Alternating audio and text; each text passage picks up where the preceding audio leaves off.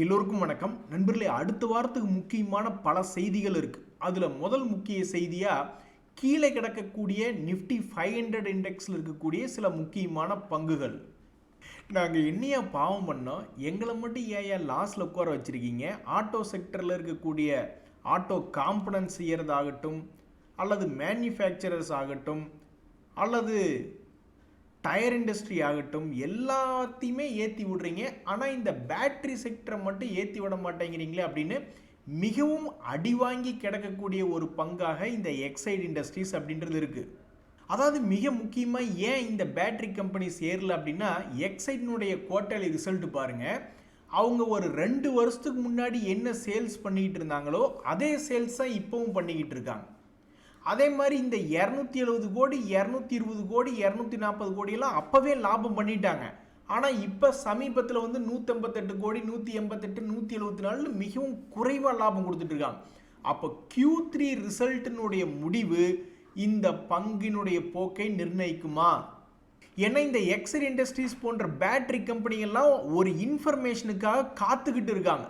இவங்களுடைய எதிர்காலம் growth ஆகுமா ஆகாதா அப்படின்ற ஒரு கேள்விக்கு விட தெரியாம தான் எத்தனையோ பங்குகள் பழைய ஹையை தாண்டி போனாலும் கூட இவங்க வெயிட் பண்ணிட்டு இருக்காங்க. ஸோ இப்போதைக்கு மிகவும் அடி வாங்கி, ஏன்னா இப்போல்லாம் சிரமமாக இருக்குது, கீழே விழுந்து கிடக்கக்கூடிய பங்குகள்னு போய் தேடி பார்க்கறக்கு, நல்ல நிஃப்டி 200 இண்டெக்ஸில் இருக்கக்கூடிய ஆட்களை போய் தேடி பார்க்கறதுக்கு ரொம்ப ரொம்ப கம்மியாக இருக்கான், கிடைக்கவே மாட்டேன்றான். அதனால் நிஃப்டி 200 விட்டுட்டு நிஃப்டி 500 இண்டெக்ஸில் நாம் பார்க்கும் பொழுது அதிகமாக அடி வாங்கி கிடக்கக்கூடிய ரொம்ப ஃபேமஸான பங்குல இந்த எக்ஸைட் அப்படின்றது இருக்கு. இனி அடுத்து இவங்க கொடுக்கக்கூடிய Q3 ரிசல்ட் என்ன? அதே மாதிரி தான் ரியல் எஸ்டேட் செக்டரே விழுந்து கிடக்குது. அந்த செக்டரில் நாம் போய் லேண்ட் வேல்யூலாம் கம்மியாக கொடுங்கன்னு கேட்டால் ஒரு 30% தள்ளி கொடுங்கன்னா யாராவது கொடுப்பாங்களா? கொடுக்க மாட்டாங்க. ஆனால் அதே லேண்டை வச்சு வியாபாரம் பண்ணக்கூடிய பல்வேறு ரியல் எஸ்டேட் கம்பெனிகள் கீழே விழுந்து கிடக்கிறதுக்கு அப்பப்போ திரும்பி மேல் நோக்கி ஏறுறான். இன்னும் ஒரே ஒரு முறை ஏறிட்டா கூட இந்த லோதா டெவலப்பர்ஸ் என்பது அவங்களுடைய ஷேர் ஹோல்டர்ஸ் கிட்ட நல்ல பேர் வாங்கிடும். சமீபத்தில் பார்த்தீங்கன்னா 1000 to 1500 வரை ஒரு முறை, மறுபடியும் 1000 to 1500 இரண்டாவது முறை அப்படின்னு போயிட்டு தற்போதைக்கு கரெக்டாக ஒரு லோ ரேட்டில் இருக்கக்கூடிய பங்காக அடி வாங்கி பீட்டன் டவுன் ஸ்டாக்ஸ் அப்படிம்பாங்க. ரொம்ப அடி வாங்கி கீழே விழுந்து கிடக்கிறாயா, கண்டிப்பாக இந்த ஷேரை வச்சிருக்கிறவங்க மனசு புண்படுத்தி விட்டுக்கிட்டு இருப்பான் அப்படின்ற மாதிரி தான் கீழே விழுந்து கிடக்கக்கூடிய இந்த லோதா 2 முறை 40 to 50% ஒரு வால்டிலிட்டி காமிச்சிருக்கு. இந்த வருஷத்தில் அது மாதிரி ஒரு வால்டிலிட்டி காமிச்சிட்டான்னா ஒரு கின்னஸ் ரெக்கார்டாக தான் இருக்கும். அந்த ரெக்கார்டு பண்ணாதான் ஷேர் ஹோல்டர்ஸ் மகிழ்ச்சியாக இருப்பாங்க. ஆனால் அது நடக்குமா தெரியல. ஆனால் கீழே விழுந்து கிடக்கக்கூடிய ஃபேமஸான பங்குகளில் இந்த லோதா டெவலப்பர்ஸ்னு இருக்குது. இன்னொரு முறை அவன் கீழிருந்து மேலே ஏறிட்டான்னா ஒரு சாதனையாக தான் இருக்கும். ஆனால் அது செய்யறானா இல்லையா அப்படின்னு தெரிஞ்சுக்கிறக்கே ஒரு 4 மாதம் ஆகும். அதே மாதிரி கடைசி இன்னொரு ஃபேமஸான பங்கு அப்படின்னு பார்த்தீங்கன்னா இந்த பேஎஸ்எஃப் அப்படிம்பாங்க. இது ஸ்பெஷாலிட்டி கெமிக்கல்ஸில் இருக்கக்கூடிய பங்கு. இதெல்லாம் பார்த்தா பயமுறுத்துகிற மாதிரி பண்ணியிருக்கான். என்ன பயமுறுத்துகிற மாதிரினா, சமீபத்தில் இதனுடைய அதிகமான போனதெல்லாம் 8500 வரைக்கும் போயிருக்கான். இப்போ 4000, ஆல்மோஸ்ட் 50% கீழே இறங்கி ட்ரேட் ஆகிட்டு இருக்குதுங்க. என்னங்க அநியாயமாக இருக்குது. ஸோ ஃபேமஸான பங்குகள் தான், ஆனால் இப்போ ரொம்பவுமே அடி வாங்கி கீழே கிடக்குது அப்படின்ற ஒரு பங்காக இந்த பேஸ்எஃப் அப்படின்றதும் இருக்குது. இந்த 2025 போன வருஷம் 2025 என்ன பண்ணியிருந்ததுன்னா, ஆல்மோஸ்ட் ஒரு 3900 5500 வரைக்கும் ஒரே ஒரு ரவுண்டு போயிருக்கான். அதுக்கப்புறம் அவன்கிட்ட கெப்பாசிட்டி இல்லை. அப்போ இந்த 2026 அதே மாதிரி ஒரு ரவுண்டு இது போகுமா இல்லையா அப்படின்ற ஒரு கேள்வி வருது. ஆக மொத்தம் பீட்டன் டவுன் ஸ்டாக்ஸ் கொஞ்சம் ஃபேமஸான ஸ்டாக்ஸில் இந்த 3 எக்ஸாம்பிள்ஸ் என்பது இருக்குது. நண்பர்களே, ஒரு பெரிய விஷயம் பார்த்தீங்களா? எவ்வளவு பெரிய ஆளாக இருந்தாலும் ஏதாவது ஒரு சின்ன தவறுதலாகவோ அல்லது ஏதாவது ஒரு விஷயத்தில் நம்மளுக்கு கொஞ்சம் ஏமாந்தாலும் நம்மளுக்கு ஸ்லிப் ஆகிடும். வீட்டுக்குள்ளேயே இருப்பாங்க, லேசாக அப்படியே நடந்து போயிட்டு இருக்கல கால் லேசாக இடறி விட்டுரும் இல்லையா? நம்ம வீடு தான், எல்லாமே நம்மளுக்கு பழக்கமான வீடு தான், கரைச்சி குடிச்சிருப்போம் எந்த ரூம் எங்கே இருக்குன்னு. இருந்தாலும் லேசாக கால் என்னைக்காவது இடறி விட்டுருது இல்லையா? அது மாதிரி தான் மிகவும் பெரிய அளவில் எக்ஸ்பீரியன்ஸ் இருக்கக்கூடிய நம்ம சீனிவாசன் சார் அவர்களுக்கு என்ன ஆயிருக்குன்னா, சமீபத்தில் அவர் எதுவுமே பண்ணாமல் இருந்திருந்தால் பரவாயில்ல, பட் என்ன பண்ணியிருக்காருன்னா அதனுடைய போர்ட்ஃபோலியோ என்பது கொஞ்சம் கீழே இறங்கியிருக்கு. ஏன்னா மார்க்கெட் சரியில்லாதனால மறுபடியும் மார்க்கெட் நல்லா இருந்தப்ப அவருடைய பழைய வேல்யூ தாண்டி மேலே வந்துடுச்சு. கிட்டத்தட்ட 5.5 கோடியில் இருந்து 4.5 கோடியாக குறைஞ்சு மறுபடியும் 5 கோடி 63 லட்சமா ஆயிடுச்சு.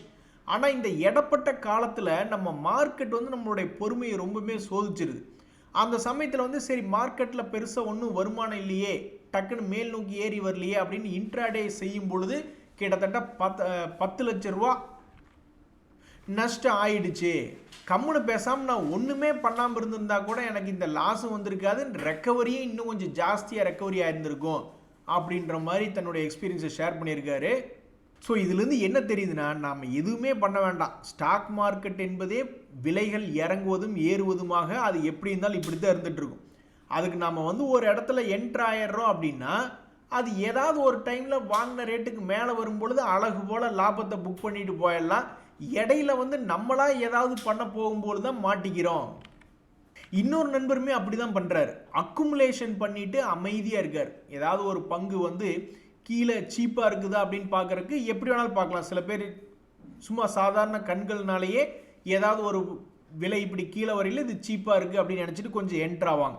சில பேர் வந்து ஒரே ஒரு ரெட் கேண்டில் போட்டால் போதும், இப்படி ஏறிட்டு இருக்கக்கூடிய ட்ரேட் ஆகிட்டு இருக்கக்கூடிய பங்குல ஒரே ஒரு ரெட் கேண்டில் போட்டாவே ஓ இது சீப் ஆயிடுச்சோ அப்படின்ற மாதிரி நினச்சிக்குவாங்க. அப்படி கிடையாது.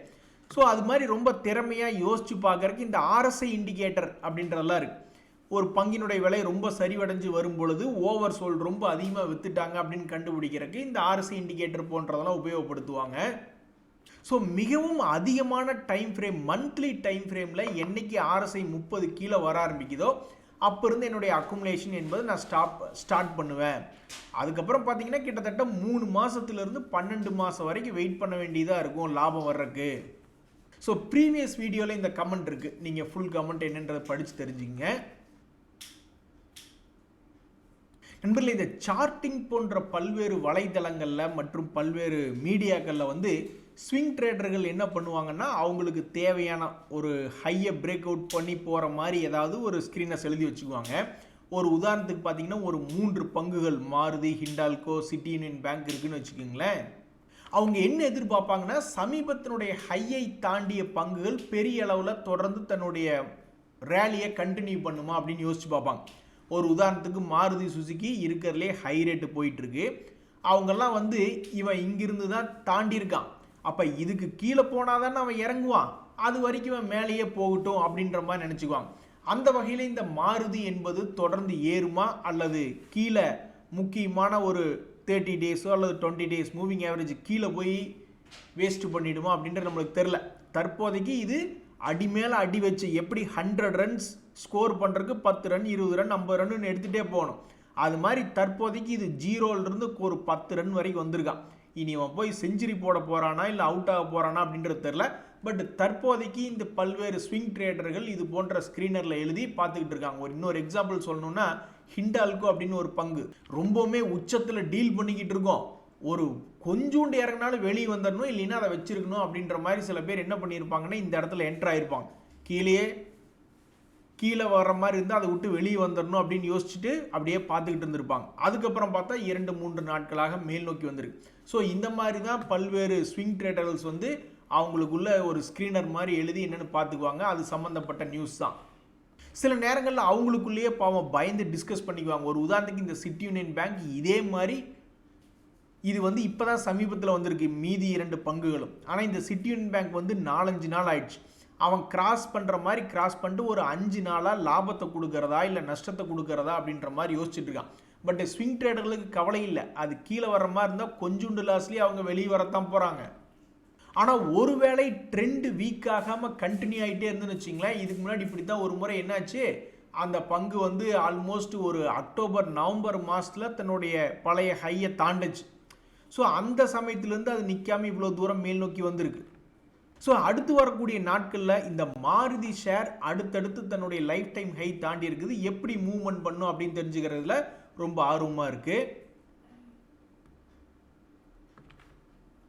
அப்போ நாங்கள்லாம் வந்து இருக்கவே கூடாதா, அப்புறம் எதுக்கு எங்களை ஷேர் மார்க்கெட்டில் வச்சுருக்கீங்க அப்படின்ற மாதிரி நிறைய பேர் என்ன பண்ணுறாங்க, பெரிய செக்டர் லீடராக இல்லை அப்படின்னா அந்த பக்கம் போகிறதே இல்லை. அதுக்கு அப்படி அர்த்தம் இல்லைங்க, எங்ககிட்ட காசே இல்லை. காசு இருந்தால் தானே mid cap, micro cap, small கேப்னு எல்லாத்துலேயும் பணம் போட முடியும். காசு இல்லாதப்போ ரொம்ப உஷாராக லார்ஜ் கேப் போன்ற செக்டர் லீடரில் தான் பணம் போட முடியும். ஒரு உதாரணத்துக்கு இந்த எம்ஆர்பிஎல் அப்படின்ற ஒரு பங்கு இப்போ தான் தற்போதைக்கு கீழே இறங்கி இருந்தாலும் மறுபடியும் 2 days மூவிங் ஆவரேஜுக்கு மேலே இருக்கக்கூடிய பங்கு. ஒருவேளை இது கீழே விழுந்துட்டு மறுபடியும் திரும்புமா அப்படின்னு நிறைய பேர் பார்த்துட்டு இருக்கக்கூடிய நேரத்தில் இது இருக்கக்கூடிய ஆயில் ரிஃபைனரிஸில் ஜாம்பவான், ரிலையன்ஸ் அதனுடைய பிஎண்ட் எல்லாம் பார்த்தோம்னா 97,000 கோடி. இவங்களுடைய பிஎண்ட் எல்லாம் பார்த்தோம்னா வெறும் 1000 கோடி. ஸோ அப்படின்னா நிறைய பேர் இந்த எம்ஆர்பிஎல் போன்ற பங்குகள் பக்கத்திலே வரமாட்டாங்க. அப்போ நாங்கள்லாம் அப்புறம் ஏன் எங்களை ஷேர் மார்க்கெட்டில் வச்சுருக்கீங்க அப்படின்னா அப்படி கிடையாது. எல்லாத்துலேயும் போடுறதுக்கு காசு இல்லை யாருக்கிட்டையும். அதனால தான் நிறைய பேர் செக்டர் லீடரே பார்த்து சூஸ் பண்ணுறாங்க. ஒரு உதாரணத்துக்கு இப்போ இந்த ஐடிசி அப்படின்ற பங்கே இருக்குது. அது அவங்களுடைய செக்டரில் பெரிய ஆள் தான். ஸோ சில பேர் என்ன யோசிச்சு பார்ப்பாங்க, இது ஐடிசி பெரிய அளவில் கீழே விழுந்திருக்கு, எஃப்எம்சிஜி செக்டர் இப்போ ஃபோக்கஸில் இல்லை. ஆனாலும் இந்த ரெண்டில் ஏதாவது ஒன்று எடுக்கணும்னு வரும்பொழுது அவங்க என்ன யோசிப்பாங்க, சரி ஓகே இது எப்படி இருந்தாலும் செக்டரில் ஒரு பெரிய ஆளாக தான் இருக்கான், சின்ன ஆளை நம்பி போகிறதுக்கு பெரிய ஆள் நம்பி போனால் கூட நல்லா இருக்குமே அப்படின்ற மாதிரி தான் யோசிப்பாங்க. ஸோ இந்த ஐடிசி பங்கினுடைய அதிர்ச்சி 2 நாளில் அப்சர்வ் என்பது பண்ணப்பட்டிருக்கு. யாருமே எதிர்பார்க்க மாட்டாங்க. அப்படியே அவன் யூட்டர்ன் போட்டு 350லேருந்து 500 போகட்டும்னு யாராவது எதிர்பார்ப்பாங்களா? ஆனால் நீ பாதியாவது வா அப்படின்னு தான் நிறைய பேர் எதிர்பார்ப்பாங்க. ஸோ இந்த ஐடிசி ஷேரில் என்ன நியூஸ் அப்படின்னா, சமீபத்தில் வால்யூம் ஆஃப் டிரான்சாக்ஷன் என்பது அதிகமாக நடந்திருக்கு. அது ஏன் அப்படின்னு எல்லாத்துக்குமே தெரியும். இனி அதை சார்ந்த நியூஸ்கள் ஏதாவது வருதா, ஐடிசி போய் கவர்மெண்ட்டிகிட்டே ஏதாவது முறையிடுதா, அல்லது ஐடிசியினுடைய சேல்ஸ் குறையவே இல்லை அப்படின்னு ஏதாவது செய்தி வருதா, அல்லது அவங்க ஏதாவது வேறு ப்ராடக்டை கொண்டு வர்றாங்களா அப்படின்ற செய்திகள் தான் இப்போ முக்கியமாக இருக்குது. சினம் கொண்ட சிங்கம் என்ன செய்யும் தெரியுமா அப்படின்ற மாதிரி ரொம்ப முக்கியமான கட்டத்தில் இருக்கக்கூடிய இந்த அஸ்ட்ராசென்கா ஃபார்மா அப்படின்ற பங்கெல்லாம் ரொம்பவுமே சென்டர் பாயிண்டில் இருக்கான். தன்னுடைய பழைய ஹை வரதா இருந்தாலும் 10,000க்கு வரணும், இப்போ 8,600 இருக்கு. அல்லது தன்னுடைய இந்த வருஷத்தினுடைய லோ 2025 லோவை போய் தொடணும்னா அது இங்கேயே 6,000க்கு பக்கத்தில் இருக்கு. அல்லது இந்த வருஷத்தினுடைய ஹை போகிறதுனால அது 10,000. ஸோ ஆக மொத்தம் 2,000 பாயிண்ட்டுக்கு மேலே அசால்ட்டாக மூவ் ஆக வேண்டிய இந்த அஸ்ட்ராசெனிகா ஃபார்மா கரெக்டாக சென்டர் பாயிண்டில் இருக்குது. இதுக்கு முன்னாடி இப்படி தான் ஒரு முறை சென்டர் பாயிண்டில் 8,000க்கு பக்கத்தில் வந்தது. அப்புறம் அங்கிருந்து 9,500 10,000 ஒரு முறை வந்திருக்கு. எப்படின்னா செப்டம்பர் மாதத்தில் அப்படி நடந்திருக்கு. இப்போ மறுபடியும் சென்டர் பாயிண்டில் இருக்கக்கூடிய இந்த அஸ்ட்ராசெனிகா ஒரு 2-3 மாதம் கழித்து எடுத்து பார்க்கும்போது என்ன செஞ்சுருக்கும்.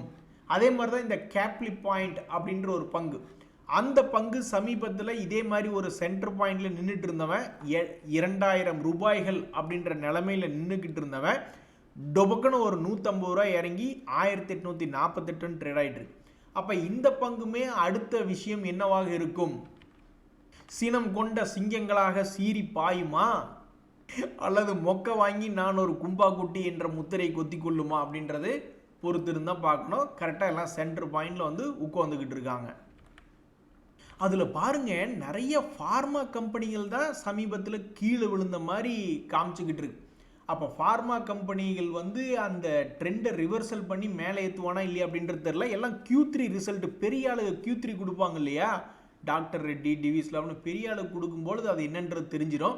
ஸோ தற்போதைக்கு லாபம் கிடைப்பதில் சிக்கலாக இது போன்ற சில பங்குகள் இருக்குது. ஆனால் சில பேர்லாம் லாபத்தை அள்ளி கொடுத்துக்கிட்டு இருக்கான். ஒரு உதாரணத்துக்கு நீங்கள் பார்த்தீங்கன்னா JBMA ஆட்டோ அதனுடைய 2025 வரலாறு என்ன, what is the history of stock market price for JBM auto share price அப்படின்னு பார்த்தீங்கன்னு வச்சுங்க, அழகு போல் அவன் 500 ரூபாயிலிருந்து அற்புதமாக ஒரு ரவுண்டு போயிருக்கான், 750 வரைக்கும் போயிட்டு அதுக்கப்புறம் அந்த பங்கு அடாடா இதை பார்க்கும்போது என்னுடைய கடந்த கால ஆப்ஷன்ஸ் ரிலேட்டடான தகவல்கள் என் கண் முன்னாடி போகுது. அதுக்கப்புறம் இந்த பங்கு என்ன பண்ணியிருக்குன்னா ஒரு ரவுண்டு அற்புதமாக ஒரு ரவுண்டு போயிட்டு கெடுத்து விடணும், யாருக்கு லாபம் கொடுக்கக்கூடாதுன்னே அவன் கீழ் ரேட் வரைக்கும் வரல, பாதியிலே திரும்பி மறுபடியும் இன்னொரு ரவுண்டு போயிட்டு இப்போ வந்திருக்கான். சமீபத்தில் ஒரு 550 அப்பவும் சின்ன அளவில் கேப் இருந்திருக்கு. இப்படி வந்துட்டு இந்த JBM ஆட்டோ என்ன பண்ணியிருக்கு அப்படின்னு பார்த்தீங்கன்னா மறுபடியும் லேசாக மேலே வந்திருக்கான். அப்போ இந்த 2026 தன்னுடைய பழைய ஹையை தொட்டு லாபம் கிடைப்பதில் சிக்கல் இல்லாமல் தவிர்க்குமா? ஸோ எவ்வளவு தடவை சமீபத்தில் எட்டி குதிச்சு ஓடி இருக்கு இந்த பங்கு அப்படின்னு பார்த்தோம்னா 2 முறை எட்டி குதிச்சு ஓடி இருக்கு. அப்போ மூன்றாவது முறை இந்த பங்கு ஜேபிஎம் ஆட்டோ அப்படின்ற பங்கு என்ன செய்யும்? பாதி தூரம் வந்திருக்கிறது. அதே மாதிரி இந்த அக்கும்ஸ் ட்ரக்ஸ் அப்படின்ற ஒரு ஃபார்மா கம்பெனி பார்த்தோம்னா, எப்போ நீ என்ன மார்க்கெட்டில் நீ வந்து நல்லது பண்ணாட்டியும் பரவாயில்ல, ஏன் கெட்டது பண்ணி விட்ற அப்படின்ற மாதிரி ஆல்மோஸ்ட் 50% மேலே இறங்கி ட்ரேட் ஆகி கொண்டிருக்கக்கூடிய ஒரு பங்கு தான் இந்த அக்கும்ஸ் ட்ரக்ஸ். ஸோ இவங்களுடைய ரிசல்ட் இனி அடுத்தடுத்த வாரங்களில் வரப்போகுது. ஸோ அந்த ரிசல்ட் சீசனில் இந்த அக்கும்ஸ் ட்ரக்ஸ் எல்லாம் எப்படி இருக்கும்? அதாவது இந்த பங்கு ஒரு முறை 150 கோடி அப்படின்ற மாதிரிலாம் வருமானம் காமிச்சிருக்கு. அதே மாதிரி இன்னும் ஒரு முறை அதுக்கப்புறம் நீங்கள் மறுபடியும் எடுத்து பார்த்தீங்கன்னா ரொம்ப ஸ்டாண்டர்டாக 60 கோடி 40 கோடி அப்படி தான் பண்ணிக்கிட்டு இருக்காங்க. ஸோ இன்னொரு முறை வரக்கூடிய Q3 ரிசல்ட்டில் 150 கோடிக்கு மேலே அல்லது 100 கோடிக்கு மேலே இது ப்ளஸ் கொடுத்ததுனாவே பல பேர்த்துக்கு ஒரு மகிழ்ச்சி என்பது வந்து சேரும். ஆனால் பாருங்கள், தற்போதைக்கு இப்போ இந்த ஃபார்மா செக்டரேவும் ரொம்ப சுமாராக இருக்குது. இதுக்கு முன்னாடி கூட 416 ரூபாயிலிருந்து ஆல்மோஸ்ட் போன 2025 616 வரைக்கும் போயிருக்கான். இனி அடுத்தது இந்த பங்கினுடைய நகர்வு எந்த பக்கம் இருக்கும் என்பது அதனுடைய Q3 ரிசல்ட்டை வச்சு தான் அதிகமாக முடிவு பண்ண பார்ப்பாங்க.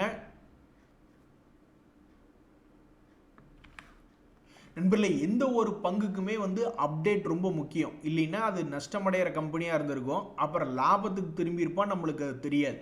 அல்லது லாபம் செஞ்சு கொண்டு இருக்கக்கூடிய கம்பெனியாக இருக்கும், அப்புறம் நஷ்டத்துக்கு திரும்பி இருப்பான், அப்புறம் அதுவும் தெரியாமல் கும்பா குட்டிகளாக போய் எல்லாம் மாட்டிக்கிடுவாங்க. ஒரு உதாரணத்துக்கு இப்போ இந்த IFCI அப்படின்ற பங்கு திருப்பூரில் கூட ஒரு டைம் நான் பிரான்ச் பார்த்துட்டு இருந்தேன் இந்த IFCIக்கு. ஸோ இப்படி இருக்கக்கூடிய, அப்போ திருப்பூர் பெரிய ஆளான்னு கேட்டால் காமா நாங்கள்லாம் பெரிய ஆள் தான் திருப்பூர் அப்படின்ற மாதிரி. ஸோ இந்த IFCI அப்படின்ற பங்கு இந்த 2025 என்ன ஒரு சாதனை பண்ணியிருக்காங்கன்னா, நிறைய பேர் பண்ணியிருந்துருக்க மாட்டாங்க, ஆனால் இவன் பண்ணியிருந்திருக்கான். என்ன பண்ணியிருந்திருக்கான் அப்படின்னு பார்த்தீங்கன்னா, ஆல்மோஸ்ட் 40 ரூபா ரேஞ்சிலிருந்து அவனுடைய ப்ரீவியஸ் ஹை 65 ரூபா பக்கத்தில் போயிட்டு அதுக்கப்புறம் சரிவடைந்து ட்ரேட் ஆகிட்டு இருக்கு. இன்னுமே அவனுக்கு வந்து இந்த இடத்துல கூட அவன் வந்திருக்கலாம், அதுக்கப்புறம் மேல் நோக்கி போகலாம், எந்தையாவது ஒரு ரவுண்ட் 2 ரவுண்ட் போயிட்டு வந்துட்டு இருந்திருக்கலாம். பட் ஏன்னா அவன் வந்து ஒரு ரவுண்டு மட்டும் போயிட்டு கரெக்டாக சென்டர் பாயிண்டில் வந்து நிற்கிது. இப்போ தான் என்ன ஒரு முக்கியமான விஷயம் அப்படின்னா, இந்த IFCI அப்படின்ற பங்கு நஷ்டத்திலிருந்து லாபம் செய்யக்கூடிய கம்பெனியாக சமீபத்தில் மாறி இருக்கு. ஸோ இப்படி இருந்துருச்சுனாவே, லாபம் செய்யக்கூடிய பங்காக இருந்ததுனாவே பல்வேறு பங்குகள் டபுள் பாட்டம்லேருந்து ஏறி வர்றதுக்கு ஒரு தகுதியாக இருக்கிறது. அதுதான் இந்த IFCI அப்படின்ற பங்கு சொல்லும் செய்தி.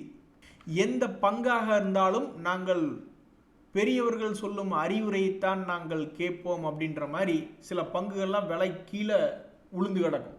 இருந்தாலும் பெரிய பெரிய அனலிஸ்ட் என்ன சொல்லுவாங்க, ஃபோக்கஸில் இருக்கக்கூடிய செக்டர், அது போன்ற செக்டர்கள் தான் நம்மளை சீக்கிரம் காப்பாற்றும், மற்றவங்கெல்லாம் நீட்டி படுத்துருவாங்க என்பது போல சமீபத்தில் கடுமையான வால்யூம் என்பது இந்த ப்ராஜ் இண்டஸ்ட்ரீஸில் நடந்திருக்கு. ஏதோ ஒரு குரூப் வந்து அக்குமுலேட் பண்ணி வச்சுருந்துருக்கலாம், அல்லது ஒரு வருஷமாக பொறுமையாக இருந்துட்டு எங்களால் சம்பாதிக்க முடியல, அதனால் இதை விற்றுட்டு நாங்கள் வேறு கம்பெனிக்கு போகிறோம் அப்படின்னு கூட ஏதாவது வால்யூம் நடந்திருக்கலாம்.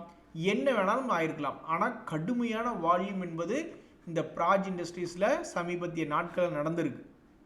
ஆனாலும் உங்கள்கிட்ட டிகாஷன் இல்லையேப்பா அப்படின்ற மாதிரி இதனுடைய லாபம் என்பதெல்லாம் பார்த்தீங்கன்னா சமீபத்தினுடைய குவார்ட்டரில் மிக மிக குறைவாக 5 கோடி 19 கோடின்னு கொடுத்துட்டு இருந்திருக்காங்க. முதல்லாம் கூட 80 கோடி அப்படின்னு கொடுத்துக்கிட்டு இருந்தாங்க. ஸோ இவங்க இருக்கக்கூடிய bio energy, water purification, breweries மற்றும் வேஸ்ட் வாட்டர் ட்ரீட்மெண்ட் போன்ற செக்டரில் இருக்கக்கூடிய இந்த கம்பெனி இன்னும் பெருசாக அவங்களுடைய லாபத்தை காட்டல கடந்த 2 குவார்ட்டர்களில். ஸோ இனி அடுத்து வரக்கூடிய Q3 தான் ஆத்தா மகமாயி எங்களை காப்பாற்று அப்படின்ற மாதிரி ஷேர் ஹோல்டர்ஸ் உட்காந்துக்கிட்டு இருக்காங்க. ஸோ எப்போவுமே இதுதான், பெரிய பெரிய ஆட்கள் நம்ம போய் மீடியாவில் பார்க்குறோம், பெரிய பெரிய ஃபண்ட் மேனேஜர்ஸ்னுடைய இன்டர்வியூஸ் பார்க்குறோம். என்ன சொல்கிறாங்க, செக்டர் லீடர்ஸாக பார்த்து சூஸ் பண்ணணும் அப்படின்றாங்க. அவர்கள் சொன்ன அறிவுரையை கேட்க வேண்டும், அப்படி இல்லைன்னா கும்பா தான். அதாவது மார்க்கெட் நல்லா இருக்கும்போது நல்லா ஸ்மால் கேப் மிட் கேப்னு எல்லாருமே ஏறத்தான் செய்வான். ஆனால் மார்க்கெட் நல்லா இல்லைனாலும் ஏங்க ஆற்றுல எவனோத்தனை இறக்கி விட்டுறோம், போகிற போக்கில் நீந்துறது எல்லாத்தினாலையும் முடியும். ஆனால் எதிர்நீச்சல் போட்டு கரை சேர வேணும் அப்படின்ற ஒரு இக்கட்டான நிலை வர்றப்ப அப்புறம் இவனுங்கெல்லாம் காப்பாற்ற மாட்டாங்க, உங்களை அம்போன்னு கைவிட்டுட்டு போயிடுவாங்க. நீங்கள் போய் L&T ஷேர் எடுத்து பாருங்கள், ரிலையன்ஸ், ICICI பேங்க்னு பெரிய ஆளுகள் எடுத்து பாருங்கள். அவங்கெல்லாம் வந்து கீழே இறங்கி இருந்தாலும் அவங்களுக்கு கீழே இறங்காமையாக இருக்காங்க, அவங்களுக்கு கீழே இறங்கியிருக்காங்க. கீழே இறங்கியிருந்தாலும் மறுபடி திருப்பி போய் அவங்களுடைய உச்சத்தை திருப்பி பிடிக்கிறாங்க. ஆனால் இவங்கெல்லாம் மேலே வரணும்னா மொத்த மார்க்கெட்டே புல்லிஷாக திரும்பி மேல் நோக்கி ஏறி வரணும். இல்லைன்னா அது வரைக்கும் கும்பா குட்டி மாதிரி கீழே எங்காவது சுற்றிக்கிட்டு இருப்பாங்க. ஸோ அது போன்ற ஷேர்களை எல்லாம் வாங்கி கண்டிப்பாக கட்டுப்படி ஆகாது. இப்போ ஒரு உதாரணத்துக்கு ஒரு டிவிடெண்ட் கொடுக்கக்கூடிய பங்கு, குஜராத் கேஸ் போன்ற டிவிடெண்ட் கொடுக்கக்கூடிய பங்குகள்லாம் வந்து இந்த கோல் இண்டியா அப்படித்தானே இருந்தது.